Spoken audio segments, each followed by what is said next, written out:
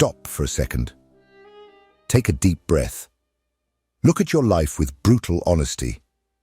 How many hours have you spent this month watching motivational videos, creating beautiful vision boards on Pinterest, making perfect goal lists, visualizing success, feeling as if it were already real, but without lifting a finger for real? Be honest. Are you really building your future, or just fantasizing about it?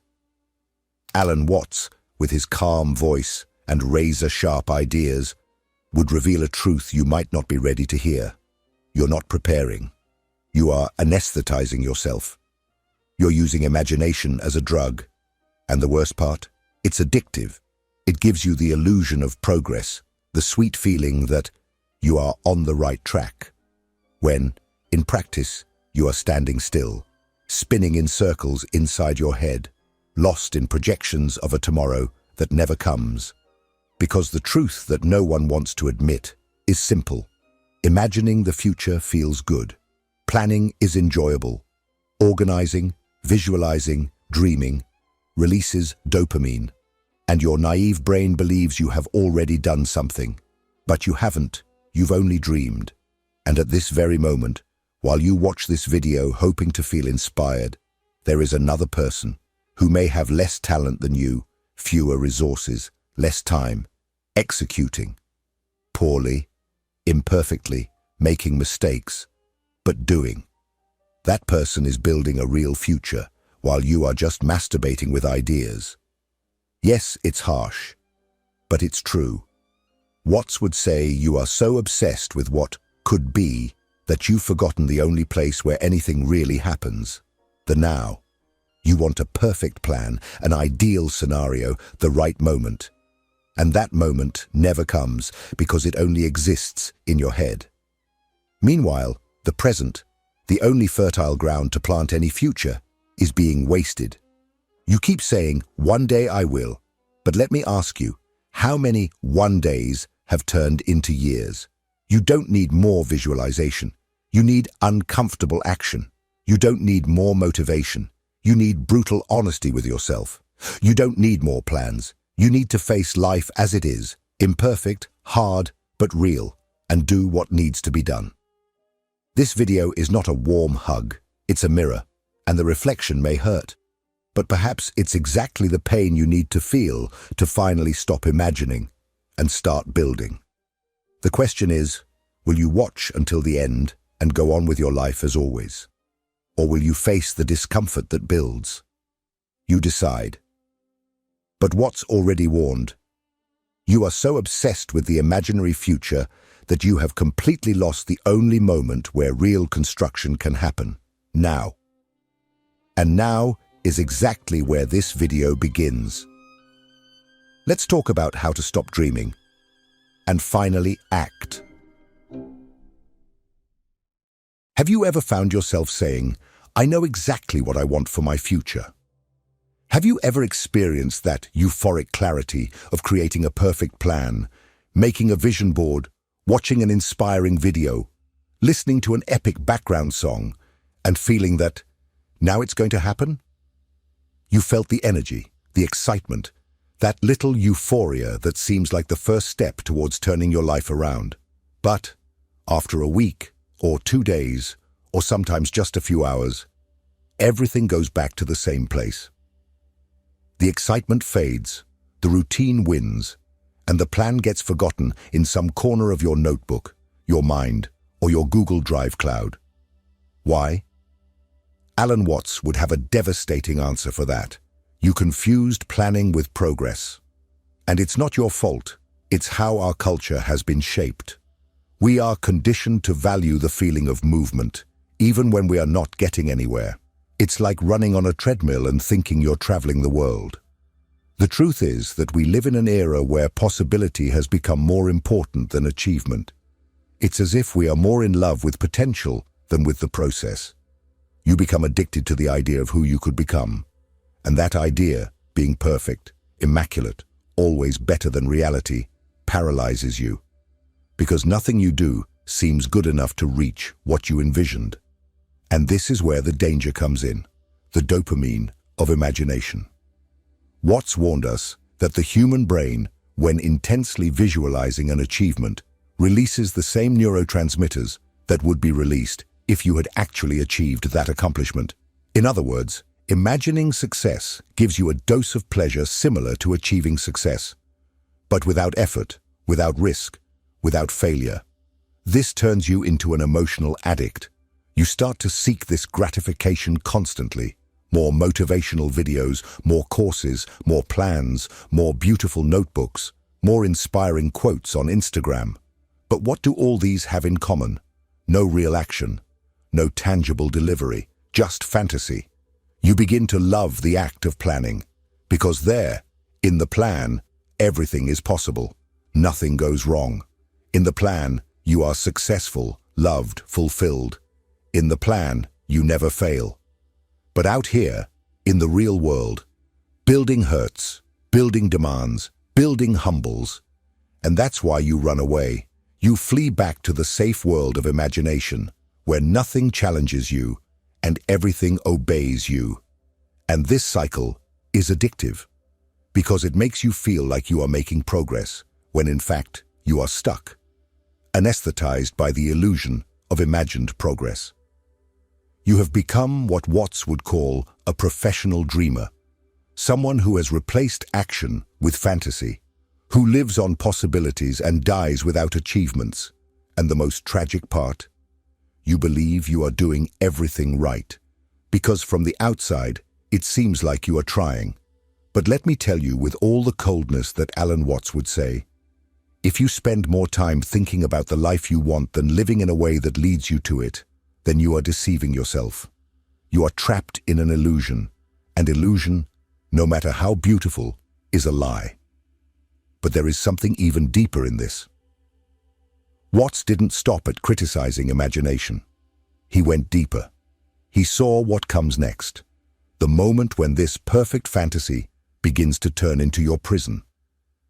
In the next part, we will explore how your idealized vision of the future, which seemed to guide you, starts to paralyze you. You will understand why, the more perfect your plan is, the less likely you are to put it into practice.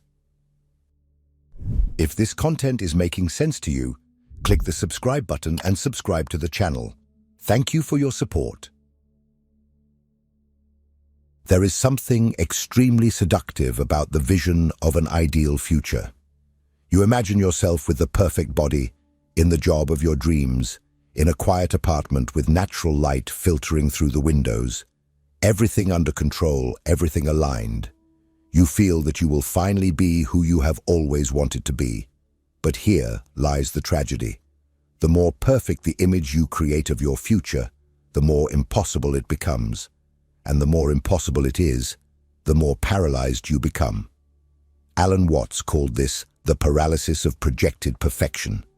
It's when your idea of how things should be becomes so refined, so idealized, so aesthetically and emotionally precise, that any real, concrete, human and imperfect action seems insufficient. You look at what you can do now, with the resources you have, with the time you have, with the chaos you live in, and feel that it's not worth it. You tell yourself, it's not the right moment yet. I need more preparation. When I have more time, more energy, more motivation, more clarity. And so, you wait. And while you wait, you further perfect your vision. And as you perfect it, the chasm between reality and the ideal only grows.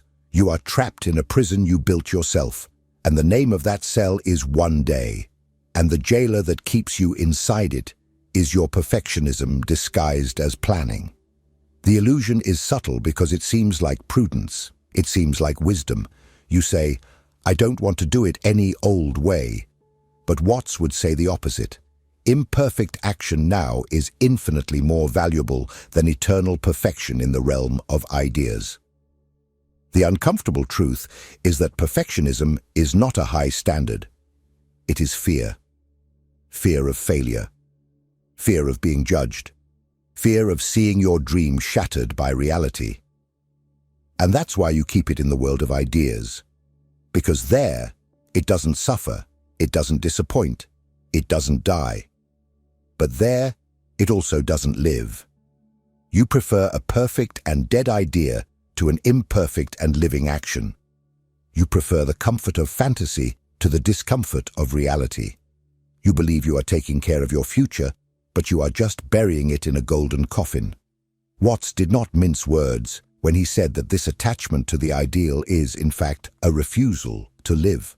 Because truly, living requires imperfection. It requires exposure. It requires mistakes, clumsy attempts, stumbling steps. It requires you to accept being bad before being good, to accept being ridiculous before being admired. And this is one of the most painful truths that Watts laid bare. The obsession with the ideal is a defense mechanism against the pain of now. You flee from the present because it is raw, confusing, unpredictable, while the imagined future is clean, structured, under control.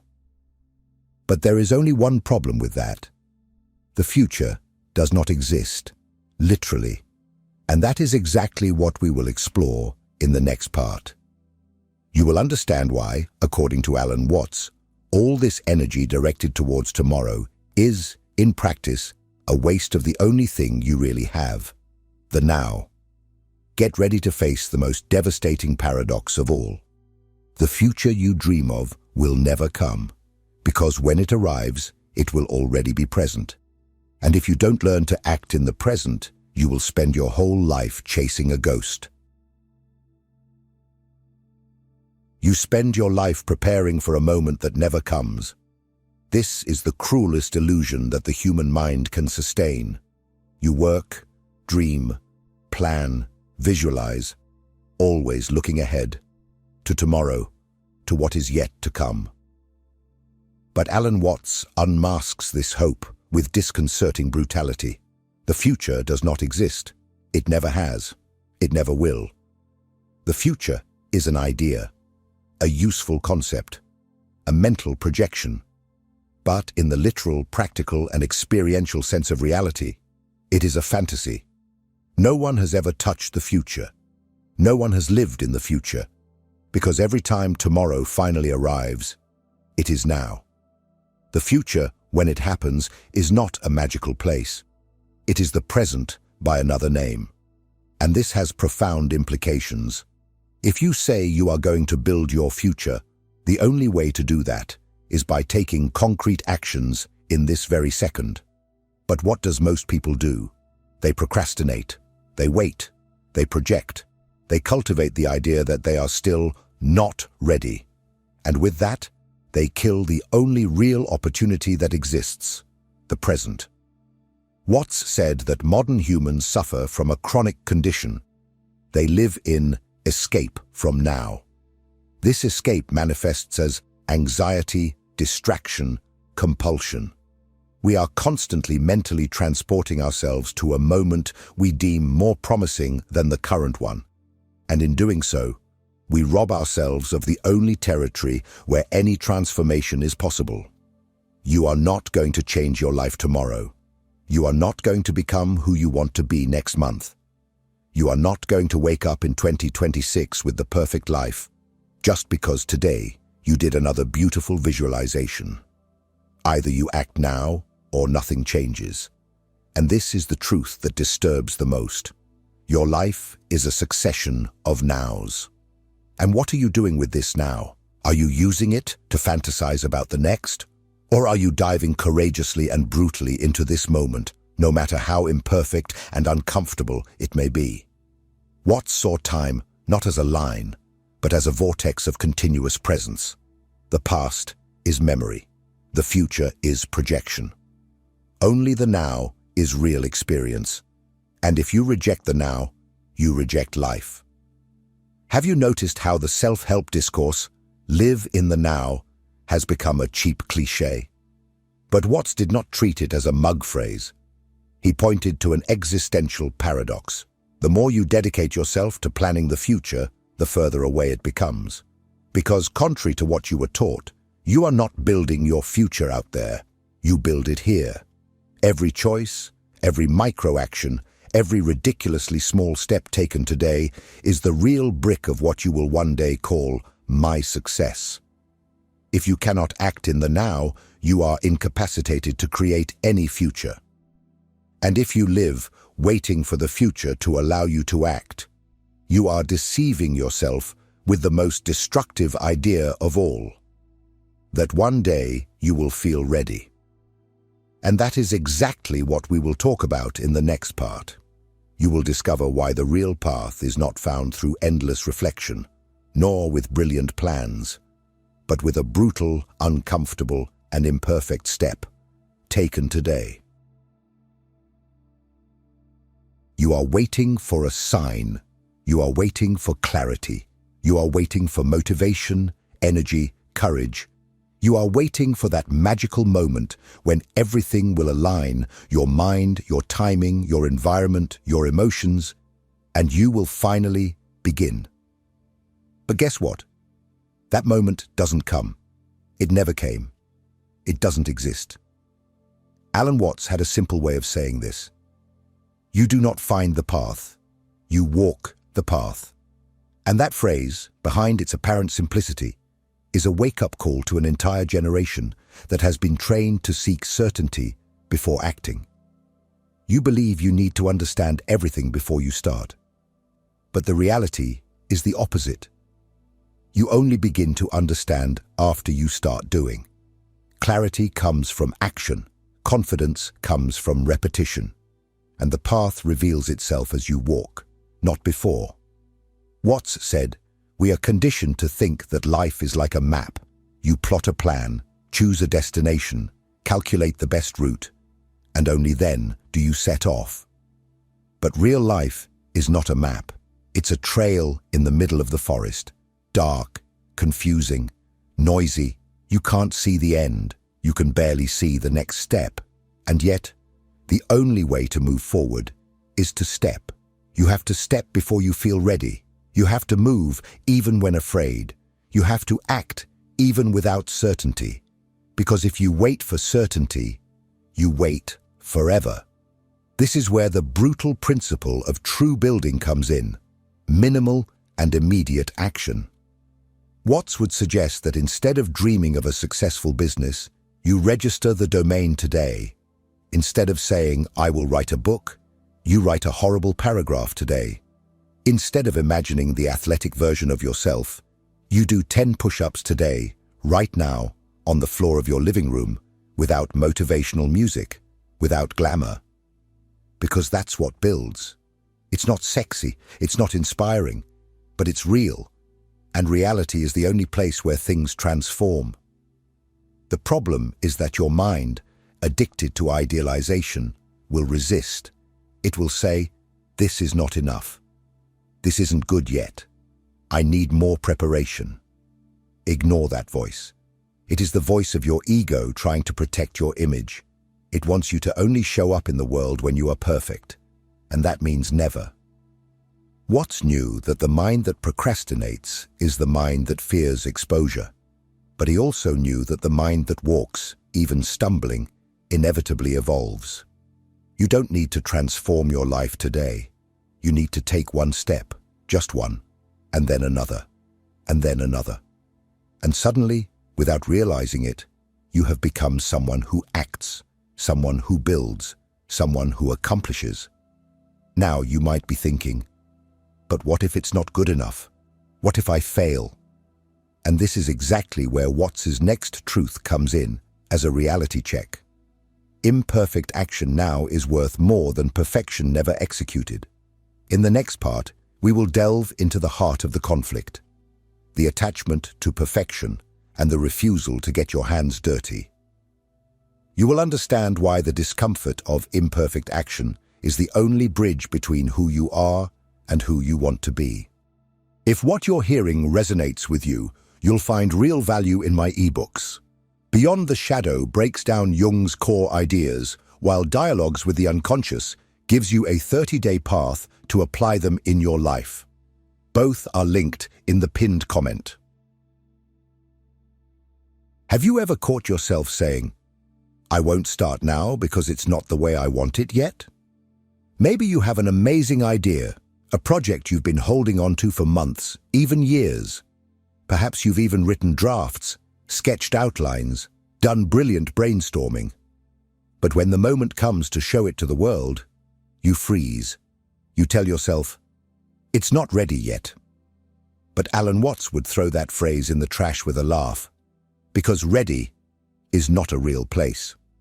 Ready is the most sophisticated excuse your mind uses to hide fear. Fear of being judged, fear of failing, fear of seeing your idea, perfect and untouched in your head, come into contact with harsh, raw, unpredictable reality. Watts understood that perfection is not just a trap. It's a form of cowardice. You protect your idealized image at the expense of your real evolution. You'd rather look brilliant in silence than be ridiculous in public. You prefer to plan version 10.0 of your idea instead of launching version 0.1, messy, raw, rough, but real. And here's the brutal part. While you refuse to fail, someone who isn't afraid of failure has already started. While you polish the ideal plan, another is making mistakes, learning, adjusting, and moving forward. And you, stuck, beautiful on the outside, stagnant on the inside. Watts would say that imperfect action is the only possible portal to progress. You only learn to do well when you allow yourself to do poorly. You only achieve excellence when you push through the shame of the beginning. Want to write? Then write something bad. Want to start a business? Then sell something rough. Want to create content?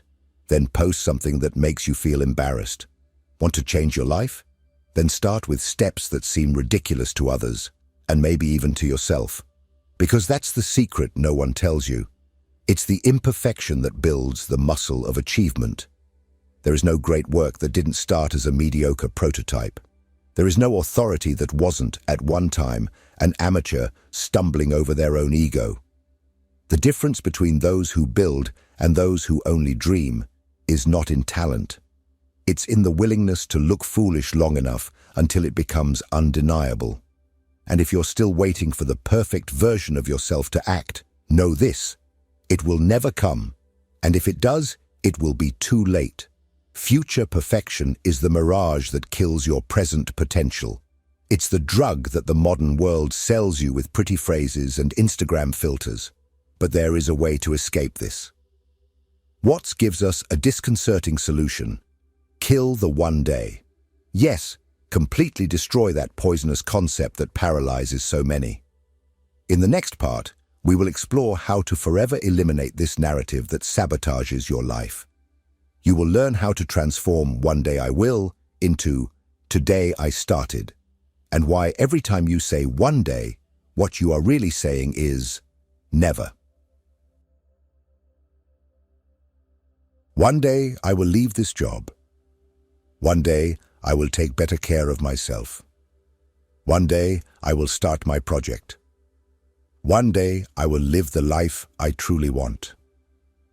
These phrases seem harmless, even comforting. But Alan Watts saw something deeply destructive in them. For him, one day is not hope. It is slumber. It is the anesthesia that prevents you from acting. It is the momentary relief you use to avoid facing the pain of not living what you know you should. It is the lie you tell yourself to justify your own cowardice. You say one day because it hurts too much to admit that you are not doing. Saying one day is easier than saying I don't have the courage. It is more comfortable than saying I am afraid. But do you know what happens to those who live in one day? Nothing. Absolutely nothing. Time passes. The world changes. The body ages. Opportunities disappear. And what remains is frustration, regret, and a graveyard of unfulfilled dreams. And the most tragic part, you will still say one day on your deathbed. Watts knew that the only way to kill this illusion was with a real decision, a date, a commitment, a gesture, because one day only loses its power when you mark it on the calendar. When you turn "I will do" into "I will do it on such day." And when you reach that day, you do it, regardless of whether you are motivated, ready, or afraid. Because those who act only when they are motivated never build anything, and those who wait to feel ready spend their lives waiting. Want to know if you are living in one day? List now, mentally, all the things you keep saying you will do. Now, for each of them, ask yourself, when? If the answer doesn't have a date, time, and specific action, you are lying to yourself. You are not going to do it. You are just feeding the fantasy. And here's a concrete proposal. Choose one of those things and mark a micro-action on your calendar in the next 3 days. Something so small that it is impossible not to do.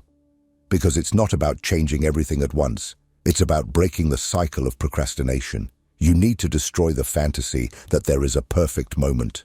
You need to kill the when-then. You need to act now, with what you have, with who you are, in the place where you are. The difference between those who build and those who dream lies in one single thing. Real action in the imperfect present. This is the end of one day and the beginning of your real life. Now tell me in the comments, what is the one day you are going to kill today? Write it down. Declare it. Commit to it. Because when you write it down, you take a stand. And that is already a step towards building. And if this video confronted you, great. That was the goal. But the work doesn't stop here. Watch the next video. It is just as important as this one. And it could be the second step in the journey you have postponed for too long. See you there.